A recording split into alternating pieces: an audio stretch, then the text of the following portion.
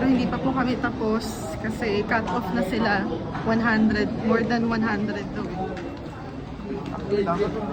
Dapat nakapaskil doon. Ha? Dapat pinapaskil nila doon, hindi yung manguhula yung tao. O yan, paparinig natin to sa gobyerno. Ano sabi mo, mahal ko?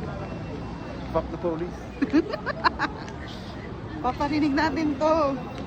Tara, punta tayo sa Andok na may beef.